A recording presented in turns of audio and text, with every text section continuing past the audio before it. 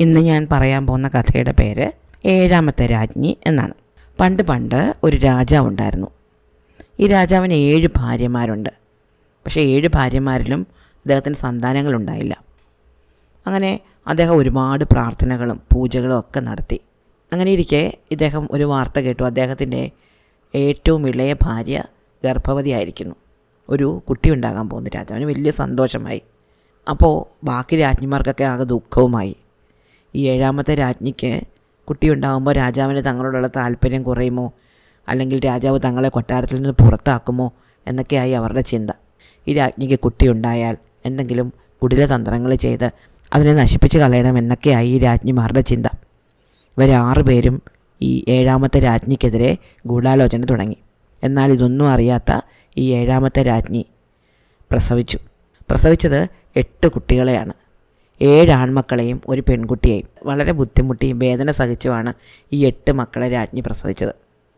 അതോടെ അവർ ബോധരഹിതയായിപ്പോയി. കുറേ നേരത്തേക്ക് അവർക്ക് ബോധം വന്നതേയില്ല. ഈ രാജ്ഞിയുടെ പ്രസവ മുറിയിൽ തന്നെ ഉണ്ടായിരുന്നു ബാക്കി 6 രാജ്ഞിമാരും. ഇത് പറ്റിയ തക്കമായിട്ട് അവർ കരുതി. അവരുടൻ തന്നെ ഈ 8 കുഞ്ഞുങ്ങളെയും എടുത്ത് ചാരക്കുഴിയിൽ കൊണ്ടുപോയി കുഴിച്ചു മൂടിക്കളഞ്ഞു. എന്നിട്ട് കുറേ ഞണ്ടുകളെ പിടിച്ചുകൊണ്ടുവന്ന് രാജ്ഞിയുടെ കിടക്കയിലിട്ടു. രാജ്ഞി ബോധം വീണപ്പോൾ കുഞ്ഞുങ്ങളെവിടെയെന്ന് അന്വേഷിച്ചു. അപ്പോൾ ബാക്കി രാജ്ഞിമാരെല്ലാവരും കൂടി ചേർന്ന് പറഞ്ഞു, നീ പ്രസവിച്ചത് ഈ ഞണ്ടുകളെയാണ്, മനുഷ്യരെ അല്ല. ഇത് കേട്ട രാജ്ഞി ഞെട്ടിപ്പോയി. താൻ മനുഷ്യക്കുഞ്ഞുങ്ങളെ തന്നെയാണ് പ്രസവിച്ചത് എന്ന് ആ രാജ്ഞിക്ക് അറിയാമായിരുന്നു. പക്ഷേ ആരോടും പറഞ്ഞു വിശ്വസിപ്പിക്കാൻ അവർക്ക് പറ്റിയില്ല. എല്ലാവരും രാജ്ഞി ഞണ്ടുകളെയാണ് പ്രസവിച്ചത് എന്ന് തന്നെ വിശ്വസിച്ചു. ഇതറിഞ്ഞ രാജാവ് ആകെ വിഷമിച്ചു പോയി. ഈ രാജ്ഞി എന്തോ ഒരു ദുർമന്ത്രവാദിനിയാണ്, അവരിൽ എന്തോ ശാപം പതിച്ചിരിക്കുകയാണ് എന്നൊക്കെ രാജാവ് കരുതി. ഇത്തരത്തിൽ മറ്റ് രാജ്ഞിമാർ രാജാവിനോട് സംസാരിക്കുകയും ചെയ്തു. അങ്ങനെ രാജാവ് ഈ രാജ്ഞിയെ ഉപേക്ഷിക്കാൻ തീരുമാനിച്ചു. ഭടന്മാർ ഈ രാജ്ഞിയെ കൊണ്ടുപോയി കാട്ടിൽ ഉപേക്ഷിച്ചു. ഈ രാജ്ഞിയെ ഉപേക്ഷിച്ചതിന് ശേഷം രാജാവിൻ്റെ രാജ്യത്ത് ഒരു പ്രത്യേക കാര്യം സംഭവിച്ചു. അതെന്താണെന്ന് വെച്ചാൽ, ഈ നാട്ടിൽ ഒറ്റ പൂക്കൾ പോലും ഇല്ലാതായി. രാജകൊട്ടാരത്തിലെ തോട്ടത്തിലോ അല്ലെങ്കിൽ നാട്ടുകാരുടെ ആരുടെയെങ്കിലും വീട്ടിലെ തോട്ടത്തിലോ വഴിയിലോ കാട്ടിലോ എങ്ങും, ആ രാജ്യത്തെങ്ങും ഒരു പൂ പോലുമില്ല. രാജാവ് ആദ്യമൊന്നും ഇത് ശ്രദ്ധിച്ചില്ല. പിന്നീടാണ് അദ്ദേഹത്തിന് മനസ്സിലായത് നാട്ടിൽ പൂക്കൾ ഉണ്ടാകുന്നില്ല. പണ്ട് മരങ്ങൾ നിറയെ, ചെടികൾ നിറയെ പൂക്കളുള്ള ഒരു ഉദ്യാനമായിരുന്നു അദ്ദേഹത്തിൻ്റെത്. പക്ഷേ ഇപ്പോൾ എല്ലാ ചെടികളും വാടി നിൽക്കുന്നതല്ലാതെ ഒന്നിലും പൂക്കളില്ല. പൂക്കളില്ലാത്തത് കൊണ്ട് തന്നെ കായകളുമില്ല. പൂക്കളും കായകളും ഇല്ലാത്തതുകൊണ്ട് പക്ഷികളോ ചിത്രശലഭങ്ങളോ ഇല്ല. അങ്ങനെ ഇരിക്കെ ഒരു ദിവസം രാജകൊട്ടാരത്തിലെ ക്ഷേത്രത്തിലെ പൂജാരി രാജാവിനെ കാണാൻ വന്നു. എന്നിട്ട് പറഞ്ഞു, തമ്പുരാനെ, നമ്മുടെ ക്ഷേത്രത്തിലെ പൂജകളൊന്നും നേരാൻ വണ്ണം നടക്കുന്നില്ല. രാജാവ് ചോദിച്ചു, അയ്യോ അതെന്ത് പറ്റി? പൂജാരി പറഞ്ഞു, പൂക്കളില്ലാതെ എങ്ങനെ പൂജിക്കും? ഒറ്റ പൂക്കൾ പോലും ഇല്ല. അടുത്ത നാട്ടിൽ നിന്ന് പോലും ഈ നാട്ടിലേക്ക് ആരും പൂക്കളൊന്നും കൊണ്ടുവരുന്നില്ല. ഈ നാട് വരണ്ടുണങ്ങിപ്പോയിരിക്കുന്നു. രാജാവ് പറഞ്ഞു, ഞാനും ശ്രദ്ധിച്ചു. നമ്മൾ എന്ത് ചെയ്യും? മറ്റു നാട്ടിൽ നിന്ന് കൊണ്ടുവരുന്ന പൂക്കൾക്ക് എന്താ പറ്റുന്നത്? പൂജാരി പറഞ്ഞു, ഞാൻ പല നാടുകളിൽ നിന്നും പൂക്കൾ വരുത്തി നോക്കി. പക്ഷേ നമ്മുടെ നാട്ടിലേക്ക് കടന്നാലുടനെ പൂക്കളൊക്കെ വാടിപ്പോവും. രാജാവ് പറഞ്ഞു, ഇതെന്താ സംഭവിക്കുന്നത് എനിക്ക് മനസ്സിലാകുന്നില്ലല്ലോ. ആരാണോ ഈ പ്രശ്നത്തിനൊരു പരിഹാരം കൊണ്ടുവരുന്നത് അയാൾക്ക് നമുക്ക് നല്ലോണം സമ്മാനം കൊടുക്കാം. ഞാൻ അങ്ങനെ ഒരു വിളംബരം പുറപ്പെടുവിക്കാം. അങ്ങനെ രാജാവ് ഈ പ്രശ്നത്തിന് ഒരു പരിഹാരം കണ്ടെത്താൻ വേണ്ടിയിട്ട് നാട്ടിലൊരു വിളംബരം പുറപ്പെടുവിച്ചു. ആരാണോ നാട്ടിലേക്ക് വീണ്ടും പൂക്കൾ കൊണ്ടുവരുന്നത് അവർക്ക് അദ്ദേഹം ഉചിതമായ സമ്മാനങ്ങൾ നൽകും. പക്ഷേ ഒരാളും പൂക്കളുമായിട്ട് വന്നില്ല. അങ്ങനെ കുറേ ദിവസങ്ങൾ കഴിഞ്ഞു. അപ്പോൾ ഒരിക്കലും ഒരു സേവകൻ ഓടിക്കതിച്ച് വന്നു, തമ്പുരാനെ, കുറച്ച് ചെമ്പക പൂക്കളെ ഞാൻ കണ്ടുപിടിച്ചു. രാജാവ് ചോദിച്ചു, അത് എവിടെയാണ് കാണുന്നത്? പറഞ്ഞു, നമ്മുടെ കൊട്ടാരത്തിൽ ഒരു ചാരക്കുഴിയുണ്ട്. കൊട്ടാരത്തിലെ അടുക്കളയിലെ ചാരം കൊണ്ടിടുന്ന ഒരു കുഴി. ആ കുഴിയുടെ കരയിൽ ഒരു പൂമരമുണ്ട്, ഒരു ചെമ്പക മരം. അത് ഇതിനു മുമ്പ് അവിടെ ഉണ്ടായിരുന്നില്ല, ഇപ്പോഴാണ് ഉണ്ടായിരിക്കുന്നത്. അതിൽ പൂക്കളുണ്ട്. രാജാവ് പറഞ്ഞു, വേഗം കൊണ്ടുവാ, ആ പൂക്കൾ ഇങ്ങനെ പറിച്ചുകൊണ്ട് വാ. അങ്ങനെ ഈ സേവകൻ പൂ പറിക്കാൻ പോയി. അയാൾ തോട്ടക്കാരനോടൊപ്പം ആ മരത്തിൻ്റെ ചുവട്ടിലേക്ക് ചെല്ലുകയും ഈ മരത്തിൻ്റെ മുകളിൽ കയറിയിട്ട് ഈ പൂ പറിക്കാൻ ശ്രമിക്കുകയും ചെയ്തു. പക്ഷേ അതൊരു വലിയ കൊമ്പിൻ്റെ അറ്റത്തായിരുന്നു നിൽക്കുന്നത്. അവർക്ക് ആ പൂവ് എത്തിപ്പിടിക്കാൻ പറ്റിയില്ല. അപ്പോൾ അവർ വിചാരിച്ചു ഒരു തോട്ടി കൊണ്ട് കെട്ടി ഈ പൂ പറിക്കാമെന്ന്. വലിയൊരു മുളങ്കം എടുത്തുകൊണ്ടൊരു തോട്ടി ഉണ്ടാക്കിയിട്ട് അവർ ഈ പൂ പറിക്കാൻ നോക്കി. പക്ഷേ അപ്പോഴും ഈ പൂ പറിക്കാൻ പറ്റിയില്ല. അപ്പോഴാണ് ഈ പൂ പറിക്കാൻ ചെന്ന ആൾക്കാരുടെ കാര്യം ശ്രദ്ധിച്ചത്. ഇവരടുത്തേക്ക് ചെല്ലും തോറും ഈ മരത്തിൻ്റെ നീളം കൂടിക്കൂടി വരുന്നുണ്ട്. ഈ പൂ നിൽക്കുന്ന കൊമ്പ് ഉയർന്നുയർന്നു പോവാണ്. അവർക്ക് അതിനടുത്തേക്ക് എത്തിപ്പെടാനേ പറ്റുന്നില്ല. തോട്ടി അടുപ്പിക്കുമ്പോൾ തോട്ടിയേക്കാൾ ഉയരം വെക്കും. കൊമ്പിൽ കയറി പറിക്കാമെന്ന് വെച്ചാൽ ആ കൊമ്പിന് നീളം കൂടും.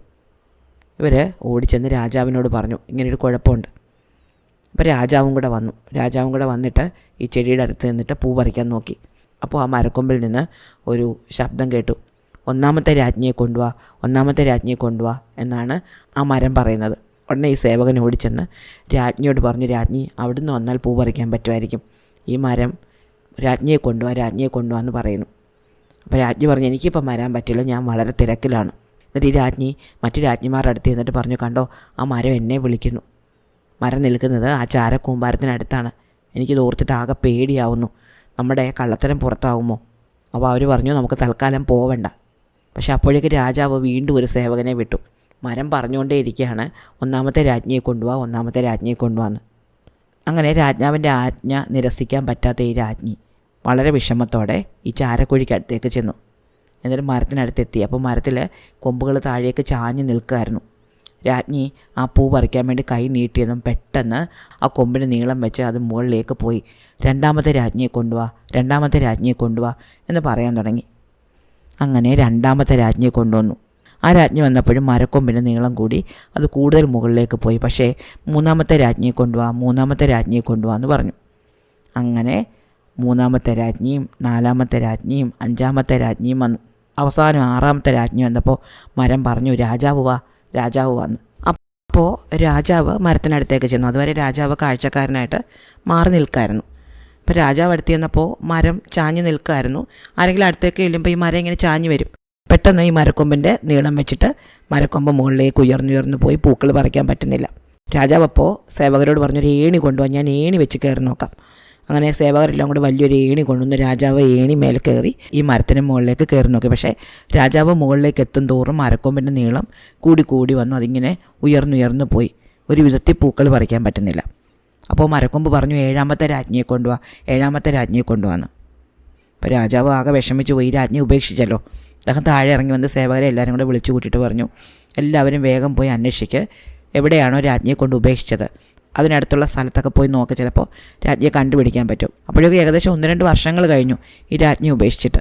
സേവകരെല്ലാവരും കൂടെ കാട്ടിലേക്ക് പോയി. എല്ലാവരും കാട്ടിൽ അന്വേഷിച്ച് നടന്നപ്പോൾ ഒരു നദിയുടെ കരയിൽ വളരെ ക്ഷീണിച്ച് ദുഃഖിതയായിട്ട് ദേഹത്താകെ അഴുക്കുമൊക്കെ ആയിട്ട് മുടിയൊക്കെ ജട പിടിച്ച് കീറിപ്പറിഞ്ഞ വസ്ത്രങ്ങളുമൊക്കെ ധരിച്ച് ഈ രാജ്ഞി ഇരിക്കുന്നത് കണ്ടു.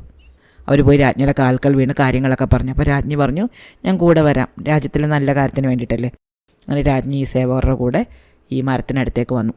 രാജ്ഞി അടുത്തേക്ക് വരുന്ന കണ്ടപ്പോഴേക്കും ഈ മരം പെട്ടെന്ന് അങ്ങ് ചെറുതായി സാധാരണ വലുപ്പത്തിലെത്തി. രാജാവ് രാജ്ഞിയോട് പറഞ്ഞു, ഇതാണ് ഇവിടുത്തെ അവസ്ഥ, നാട്ടിലെ ഒറ്റ പൂക്കളുണ്ടാകുന്നില്ല, കായ്കളുണ്ടാകുന്നില്ല, രാജ്യം ക്ഷാമത്തിലേക്ക് പോവുകയാണ്, ഒരു ഭംഗിയുമില്ല ഇപ്പോൾ ഇവിടെ കാണാൻ, ഇവിടെ പക്ഷികളില്ല, ഇവിടെ ചിത്രശലഭങ്ങളില്ല, ഒന്നുമില്ല. അപ്പോൾ രാജ്ഞി വളരെ പ്രാർത്ഥനയോടെ ഈ മരത്തിനടുത്തേക്ക് ചെന്നു. എന്നിട്ട് ഈ മരത്തിന് നേരെ അവർ പൂക്കൾ പറിച്ചില്ല, പകരം അവർ ആ മരത്തിന് നേരെ അവരുടെ സാരിത്തുമ്പ് ഇങ്ങനെ നീട്ടിപ്പിടിച്ചു. 2 കൈകൾ കൊണ്ടും സാരിത്തുമ്പ് നീട്ടിപ്പിടിച്ചപ്പോൾ മരം പതുക്കെ ഒന്ന് കുലുങ്ങി.